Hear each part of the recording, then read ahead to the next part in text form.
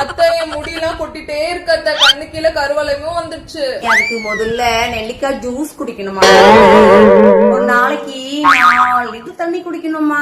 Daily night reels பாக்குறல்ல, அதை எடுத்து வச்சுட்டு 10 மணிக்கு படுத்து 6 மணிக்கு எழுந்துக்குமா.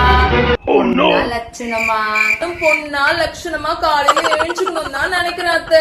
யார் யாருக்கு என்ன தேவைன்னு பார்த்து பார்த்து செஞ்சுட்டு இந்த குடும்ப பொறுப்பையே மொத்தமா என் கண்ட்ரோல்ல கொண்டு வரணும்னு நினைக்கிறேன் அத்தை. அதுக்கு என்ன பண்றது?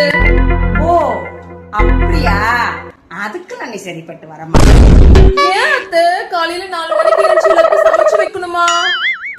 இல்ல எல்லாருக்கும் காலையில எழுந்து காஃபி போட்டு தரணுமா? இல்ல வாய்க்கு ருசியா காலையில 8 மணிக்கு டிஃபன் செஞ்சு கொடுக்கணுமா?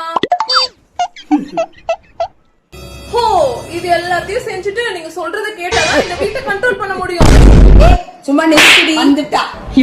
நான் பாட்டு ஏதோ சிவன் தான் இருந்தேன், நீ போன பாட்டோ அப்படியே பாத்துட்டு போக வேண்டியதானே.